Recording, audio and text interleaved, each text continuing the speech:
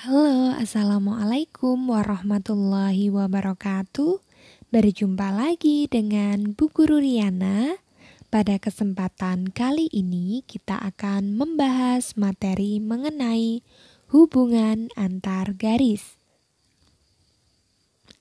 Ini merupakan materi matematika untuk kelas 4 KD 3.10 menjelaskan korelasi antar garis, sejajar, berpotongan, berhimpit, memakai model konkret. Pengertian garis. Garis merupakan kumpulan titik-titik yang beraturan dan berkesinambungan. Pada awalnya, garis merupakan kumpulan titik-titik yang saling berjauhan. Kemudian, ketika dibuat lebih rapat, maka akan menjadi seperti ini. Dan lebih rapat lagi, maka akan membentuk sebuah garis. Garis sendiri dibedakan menjadi 3, ada garis lurus. Garis lurus ini adalah garis memanjang yang tidak terbatas di kedua ujungnya. Digambarkan dalam bentuk garis lurus dengan kedua panah di kedua sisinya. Garis AB ini dapat kita tulis dalam bentuk AB, di atasnya ada tanda panah di kedua sisinya seperti itu. Nah, kemudian ada sinar garis. Sinar garis adalah garis yang diawali oleh satu titik, sedangkan ujung lainnya menuju ke suatu arah tak terhingga. Digambar dengan garis di salah satu ujungnya tanda titik dan garis yang lain itu digambar dengan tanda panah. Selanjutnya ada segmen garis atau ruas garis, yaitu adalah garis yang dibatasi oleh dua titik. Nah, garis di kedua ujungnya ada tanda titik, ini namanya segmen garis. Ruas garis AB ini ditulis dalam bentuk AB, di atasnya ada garis lurus. Nah, kalian bisa mengamati dan memahami perbedaan ketiganya. Selanjutnya ada garis vertikal atau disebut juga garis tegak. Dan ada juga garis horizontal atau garis mendatar. Nah, untuk selanjutnya kita akan mempelajari hubungan dua garis. Yang pertama ada garis sejajar. Hubungan dua garis atau lebih akan dikatakan sejajar jika garis-garis tersebut terletak pada sebuah bidang datar dan tidak akan pernah berpotongan, walaupun garis tersebut diperpanjang sampai tak terhingga. Garis sejajar sendiri biasanya dinotasikan dengan simbol tanda garis miring berjajar dua seperti yang ada pada contoh di sini. Nah, di sini ada garis P dan Q.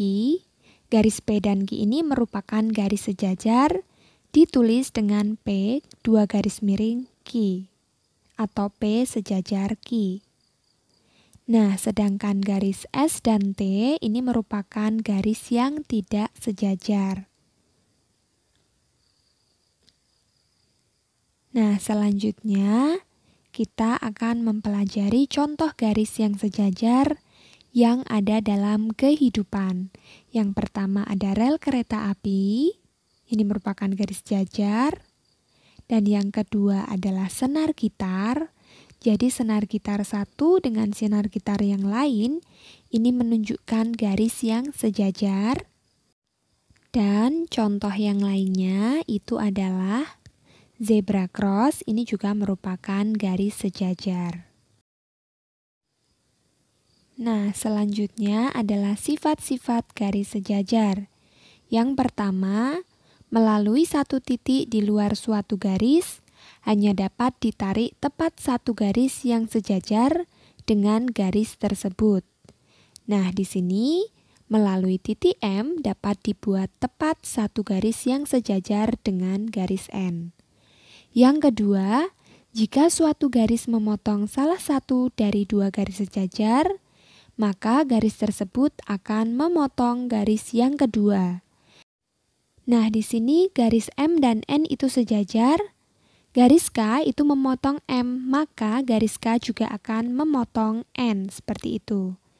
Yang ketiga, jika suatu garis sejajar dengan dua garis yang lain, maka ketiga garis tersebut sejajar satu dengan lainnya.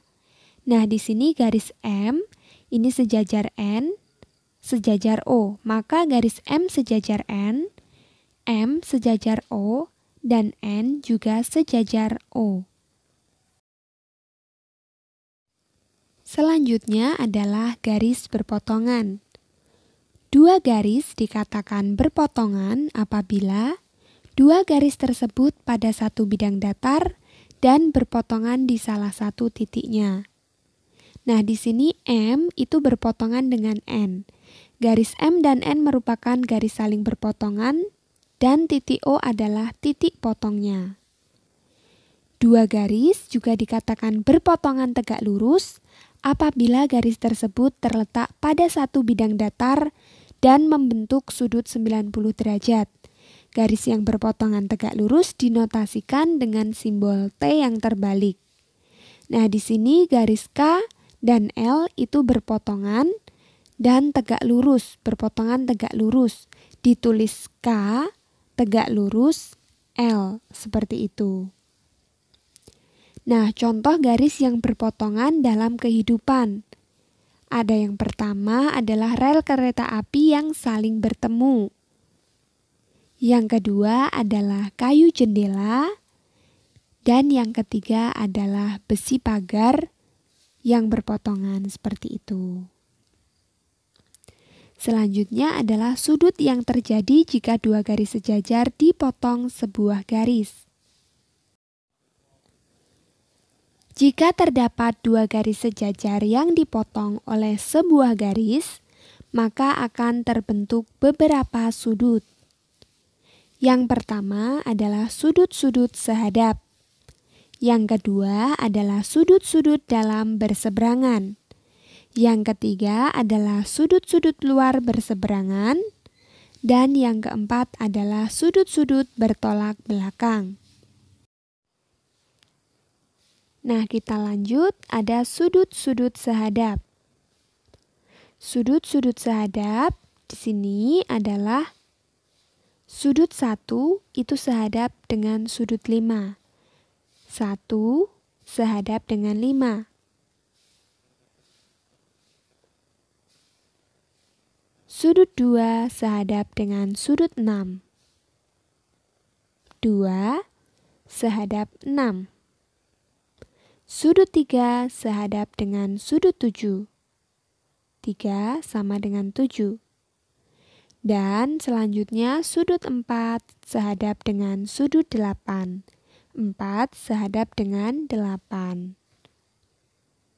Selanjutnya ada sudut dalam berseberangan.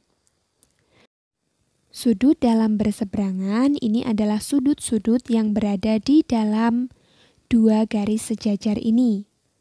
Yang pertama adalah sudut 3 dan sudut 6. 3 dan 6 ini merupakan sudut dalam berseberangan. Selanjutnya adalah sudut 4 berseberangan dengan sudut 5. Selanjutnya sudut luar berseberangan. Sudut luar berseberangan adalah sudut yang berada di luar garis sejajar. Sudut 1 itu berseberangan dengan sudut 8. Dan sudut 2 itu luar berseberangan dengan sudut 7. Seperti itu.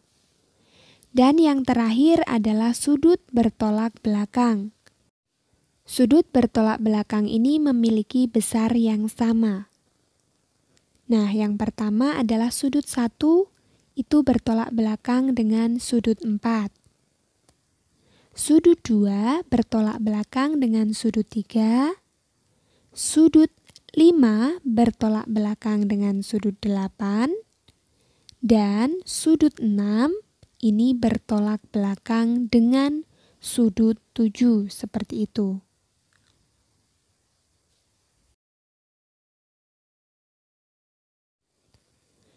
Begitulah materi kita hari ini. Terima kasih telah menyaksikan video ini.